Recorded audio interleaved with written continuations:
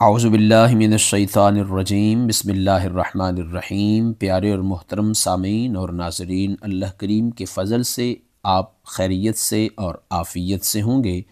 ایک خوبصورت تاریخی ویڈیو قرآن و حدیث کی روشنی میں لے کر آپ کی خدمت میں حاضر ہیں۔ آپ سے ریکویسٹ ہے، اگر آپ چینل پر نئے ہیں تو چینل کو سبسکرائب، ویڈیو کو لائک اور شیئر ضرور کر دیجئے۔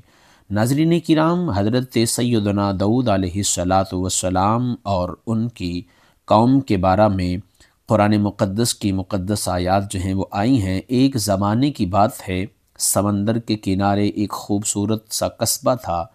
اس قصبے میں بنی اسرائیل کی ایک جماعت رہتی تھی۔ ان لوگوں کے اوپر اللہ کا ایک حکم تھا کہ ہفتے کے دن یعنی سبت کے دن وہ کام نہیں کریں گے، شکار نہیں کریں گے، بلکہ عبادت اور آرام کریں گے۔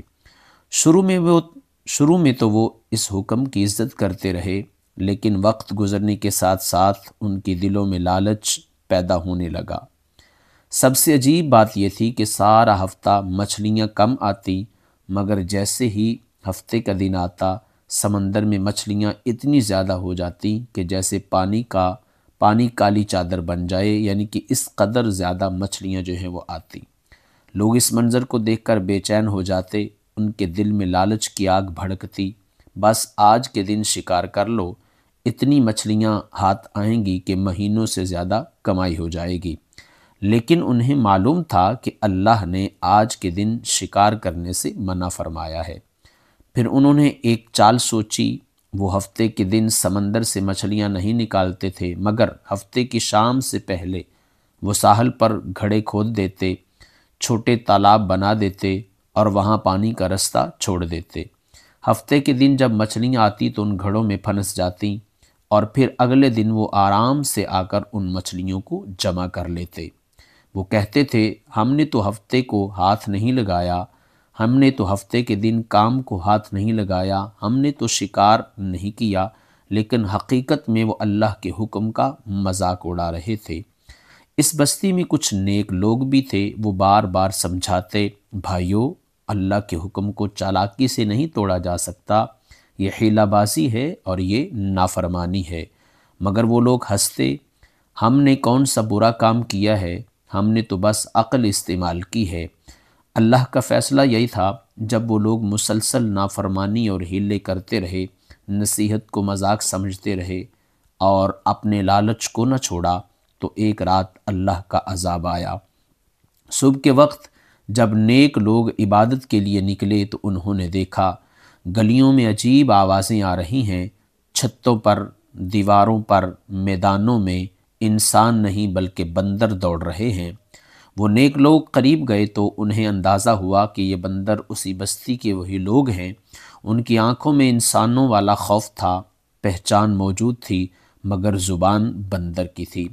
وہ پہچانے کپڑوں کے پاس بیٹھے تھے، اپنے گھروں کے دروازوں پر، اپنی چیزوں کے پاس۔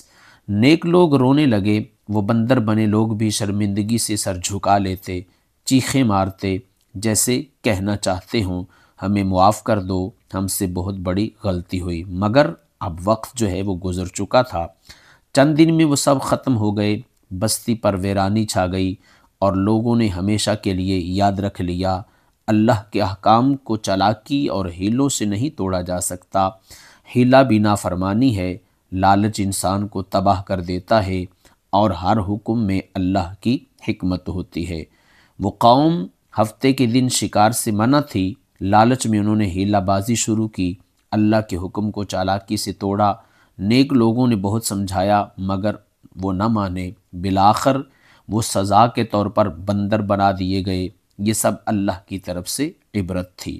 ناظرین کرام، یہ خوبصورت پیغام یہ ہے اس کہانی میں اور یہ قرآنی واقعہ میں کہ ہمیں اللہ کی حدود و قیود کو توڑنا بھی نہیں چاہیے، اور اللہ کریم کے بتائے ہوئے رستوں کو حیلے بہانوں سے بھی نہیں جو ہے وہ توڑنا چاہیے، اور ان کا مذاق نہیں اڑانا چاہیے، بلکہ کوشش کرنی چاہیے کہ استغفار بھی پڑھتے رہیں اور ساتھ ساتھ اللہ کے ان احکامات کی پیروی کرنے کی بھی کوشش کرتے رہیں۔ آمین یا رب العالمین۔ السلام علیکم ورحمۃ اللہ وبرکاتہ۔